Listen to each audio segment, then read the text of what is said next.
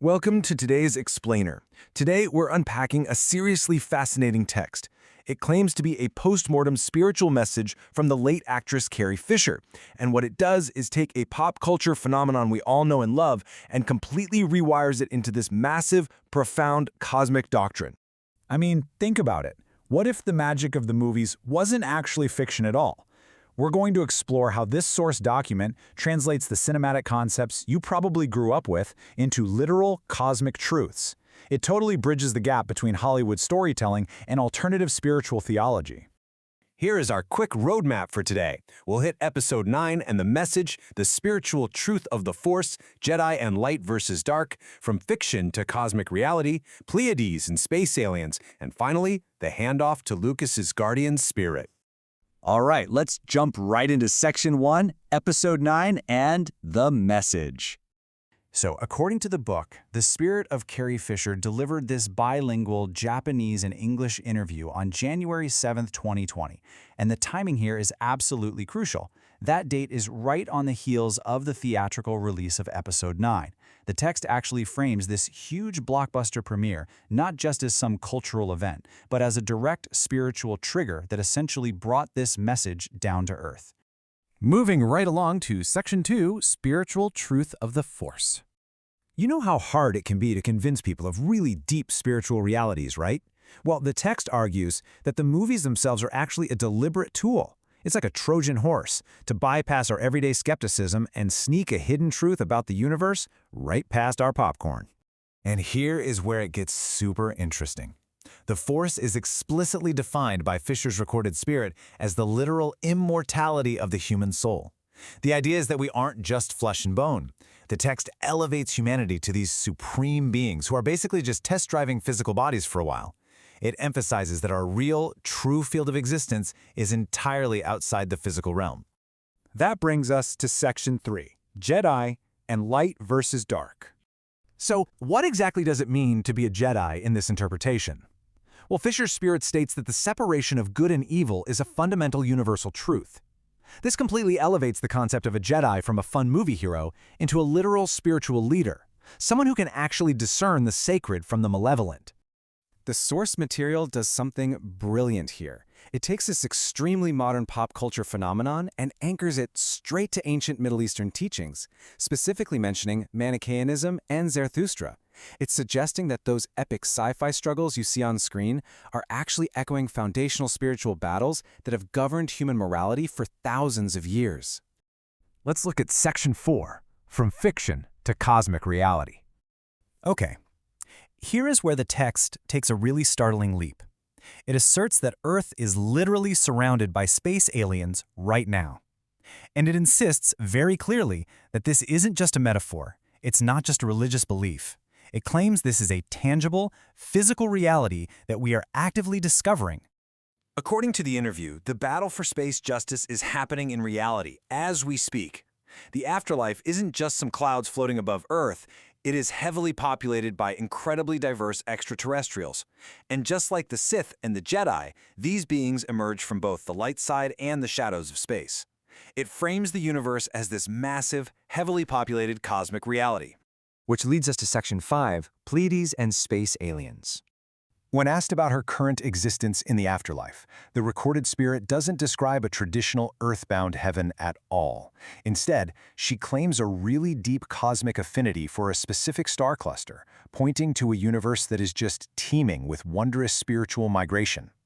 By claiming a potential origin in the Pleiades, which, by the way, is a star cluster famously prominent in UFO and New Age spiritualities, the text perfectly weaves the late actress's sci-fi legacy right into her eternal spiritual identity.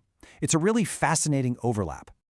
And finally, Section 6, Handoff to Lucas's guardian spirit. As the interview starts to wrap up, the spirit explicitly urges the interviewers to make contact with the guardian spirit of George Lucas.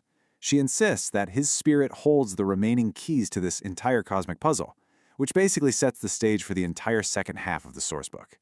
Now this is where the spiritual hierarchy gets incredibly intricate and honestly pretty surprising. In a later interview, Lucas's guardian spirit is equated with none other than comic book legend Stan Lee. The text identifies Lee as a master and claims he is actually a part of the Greek god Zeus, to which Lucas's spirit replies that he is, naturally, another Jedi master. And the reverence goes even further than that. In the source, Fisher's spirit refers to George Lucas not just as a visionary filmmaker, but quite literally as a disguised god. The text frames him as an actual incarnation of the divine, carrying a massive, predetermined spiritual mission for all of humanity. Ultimately, the book posits that these blockbusters were never just weekend entertainment. No, they were pre-planned spiritual tools designed by high-ranking beings incarnated on Earth, meant to awaken human consciousness to the space age. It's all about preparing us for a vast cosmos where the battles of light and dark are very, very real. The text takes the familiar and reshapes it into something profoundly cosmic, forcing us to ask where modern mythology ends and emerging spiritual belief systems begin. The next time you watch your favorite sci-fi epic, you really have to wonder, is it just brilliant screenwriting? Or, as the source claims, is it the stirring of an ancient cosmic memory? Thanks so much for exploring this explainer with me today. Welcome to today's explainer. We're jumping right in today because we are unpacking something truly, and I mean truly fascinating. We're going to impartially examine a highly unique, esoteric document recorded on January 8, 2020. This text claims to be nothing less than a literal, spiritual interview with the guardian spirit of legendary sci-fi creator George Lucas. Now, whether you view this as a fascinating piece of modern spiritual literature, an alternative theological framework, or just a really deep dive into esoteric philosophy, our goal today is to break down exactly what this source material is saying, using its very own words and concepts. So, let's get into it. When residents of the solar system and other galaxies clash, different messiahs appear. It's like a Jedi Master. Right out of the gate, this is the paradigm-shifting claim at the absolute core of our source material. The text is asserting that some of the most famous science fiction movies of our time, well, they aren't just Hollywood imagination. Not at all. Instead, it claims they are grounded in billions of years of actual cosmic history and real intergalactic events. It's proposing that fiction is actually a reflection of universal reality. So here is our roadmap for how we're going to unpack this. 1. Star Wars as true history. 2. Light, dark, and inner calm. 3. Zoroaster, Zen, and emptiness. And 4. Awakening the space age. Okay, starting off with Section 1, Star Wars as true history. According to the text we're looking at here, the guardian spirit explicitly claims that out in the universe, real space fleets and smaller spacecraft actually exist. They engage in conflicts much like different countries do right here on Earth, and this has been going on for billions of years of actual cosmic history. And when residents of these different galaxies clash, cosmic messiahs emerge to guide people toward true justice. The text literally compares these real cosmic messiahs to Jedi Masters, stating that there are many of them across the universe constantly fighting against master-level evils. It's presenting a physical, breathing universe that perfectly mirrors the movies. Moving right along to Section 2, Light, Dark, and Inner Calm. This brings us to the core spiritual conflict. The source material basically takes classic cinematic morality and translates it into a strict theological framework. On one side, you have the dark side, which the text explicitly boils down to greed, specifically the greed to conquer other people, other countries, or even other planets. And when that greed concentrates, it becomes a gigantic evil. On the opposing side is the light. But here's the interesting part. The light isn't about physical power at all. It's about knowing your inner self and connecting to a harmony that comes directly from God. So what's the exact mechanism for fighting this gigantic evil? Well, the text states that even if the dark side's power grows massive, you can restore the balance of the universe simply by making yourself calm. It really emphasizes this specific concept of calm as a powerful active force. By quieting the mind and actively rejecting the greed of conquest, the text says an individual channels God's harmony to literally rebalance the universe. Let's dive a little deeper with Section 3, Zoroaster, Zen, and emptiness. According to the document, the speaker's own spiritual guide is an entity known on Earth as Zarathustra, or Zoroaster. Now, for those familiar with ancient history, Zoroastrianism is one of the world's oldest religions, and it's famously centered around the cosmic dualism of light and darkness. The text asserts a direct, profound connection between the ancient battle of Ahura Mazda and Ahriman, the Zoroastrian concepts of supreme light and evil, and the modern cinematic battles between the Jedi and the Sith. In fact, the speaker claims they were actually there at the very beginning of this ancient earthly struggle. But it doesn't stop at Zoroastrianism. It beautifully bridges into Eastern philosophy as well. It heavily emphasizes the Zen Buddhist concept of ku, or emptiness. According to this spiritual interview, we humans are way too focused on colors, physical bodies, and material things. The text explicitly calls all of these things vanity. To reach true reality, one must perish these illusions and actively seek emptiness. It presents this profound paradox. If you seek reality in material things, you just find emptiness. But if you seek true spiritual emptiness, you finally reach reality. The text actually goes even further, specifically mentioning the spirit of Japanese Bushido and Zen Buddhism. The overarching message is that the true spiritual power isn't about, moving physical objects around. It's about deep enlightenment. It's about returning to the origin, which the text metaphorically describes as being inside the great stomach of the Buddha, a place that is dark yet strangely bright. Entering this origin, this emptiness, is what the text ultimately defines as true enlightenment. And finally, Section 4. Awakening the Space Age. The text lays out a very specific, twofold mission for why these famous science fiction narratives were given to us in the first place. First, they serve as a massive global warning bell. It claims humanity is rapidly entering a new space age, one filled with futuristic societies, advanced machines, and inevitable cosmic interactions. The stories were meant to prepare human consciousness for this new reality. But the second point? That's even more fascinating.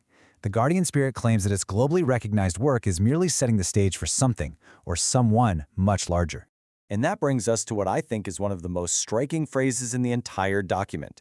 The text uses the term pre-advice, or in Japanese, Jizen Tsuchisho, which translates to an advance notice or preliminary announcement. Think about that for a second. Despite the massive worldwide pop culture influence of these sci-fi stories, the Guardian Spirit humbly positions all of it as merely the opening act. The text claims its ultimate purpose was simply to act as the pre-advice for the coming of a great savior who will guide humanity through this next cosmic era. Which leaves us with a truly fascinating proposition to ponder. The source material we just unpacked uses our deep familiarity with blockbuster myths to present a serious theological warning about universal greed, the absolute necessity of deep inner calm, and a rapidly approaching future. So, if, as this text claims, our most popular modern myths are actually just advance notices for a new cosmic reality, how will humanity respond when the true space age finally arrives? Thank you so much for joining me for this explainer. Keep questioning, keep learning, and I'll see you next time. Okay, let's dive right into this explainer. Today, we're exploring this wildly unique intersection between global pop culture and new religious movements. We're looking at a text that basically merges the blockbuster success of Hollywood with ultra-ancient spiritual history, and then ties it all together with hard-nosed modern PR strategy. It is a completely captivating read, and breaking it down is really going to reveal how some modern faiths construct their narratives to connect with global audiences. Here is our roadmap for today. We'll be covering spiritual messages from Hollywood, icebergs and past lives, a night of ancient Mu, the principle of leverage, and finally, hitting a global home run. All right, Part 1, Spiritual Messages from Hollywood, Exploring the Claims. So according to this publication, which originates from the Japanese religious movement Happy Science, this text reveals a dialogue with Leonardo DiCaprio's guardian spirit. The movement's leader, Ryuho Okawa, claims to have conducted a spiritual interview with this entity back in December of 2019. And what's really fascinating here is how the text uses a globally recognized figure to anchor these incredibly unique theological claims. It's not just a discussion about acting methods, It's framed as this profound revelation about the deep, spiritual origins of earthly talent. Let's move to Part 2, Icebergs and Past Lives, Uncovering Spiritual Causes. This text bridges two incredibly distinct worlds.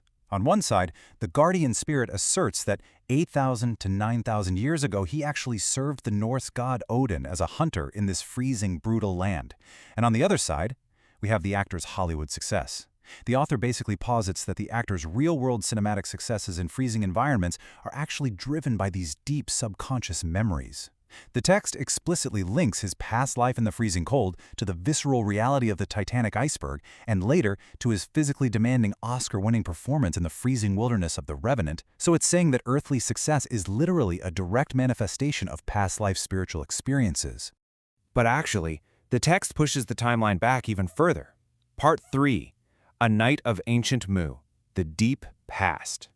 Our source material goes on to claim that long before serving Odin, this specific spirit was a knight in the ultra-ancient, legendary Mu civilization, serving a figure known as La Mu. By integrating elements like the Mu civilization, which is a concept really popular in esoteric and speculative histories, the text weaves the actor's soul into the very fabric of the religion's grand cosmic timeline. So the text builds this exact chronological roadmap. It starts way back in the ultra-ancient era as a knight in Mu. Then we jump to 8,000 to 9,000 years ago, serving Odin as a hunter in the freezing cold. And finally, we arrive in the present day, where all those specific experiences culminate in immense Hollywood success.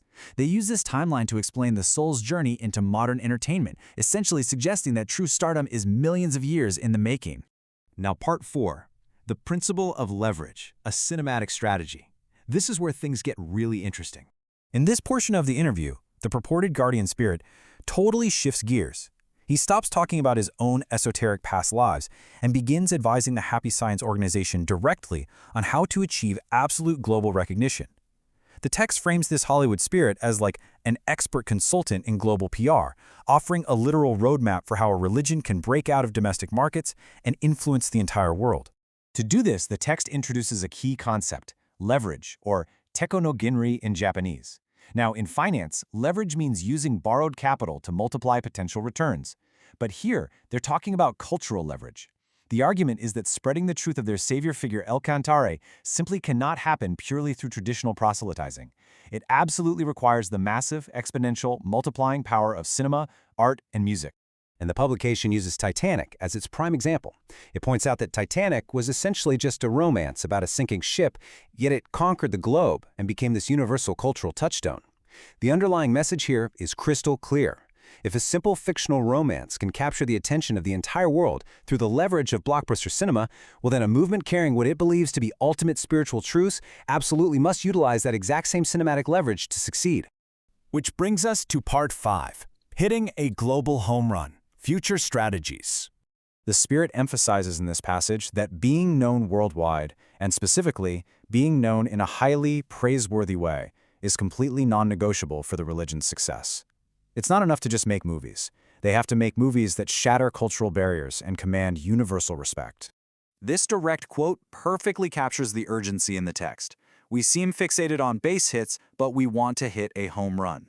Honestly, it's incredibly pragmatic language for a spiritual interview, right? The text is urging the movement to stop settling for domestic niche successes, those base hits. Small successes just aren't enough to change the world. They need a global, undeniable blockbuster. They really have to hit one out of the park. And to achieve this home run, the guardian spirit in the text actually pledges concrete strategic support. First, a promise to advise the movement's film industry directly. Second, a prediction that the movement will eventually cross paths and collaborate with major earthly artists. Third, a really fascinating promise to literally send angels of beauty and art down from the spirit world to inspire creators. And finally, a directive to overcome domestic media prejudice, which the text notes often ignores or shuns overtly religious films. It's a comprehensive, multi-tiered plan blending supernatural intervention with hard-nosed media strategy. Which brings us to the very end of our analysis. This text is such a remarkable example of how a modern movement contextualizes global fame. By tying an A-list actor to ancient mythology and using that connection to validate a blueprint for cinematic leverage, the publication attempts to bridge the gap between faith and Hollywood. It leaves us with a truly fascinating dynamic to consider regarding how modern faiths might leverage global entertainment to spread their message. So, based on all these claims, how do you view the intersection of global pop culture and the expansion of new religious movements? It's a big question, and one I hope you'll continue to explore long after this explainer ends.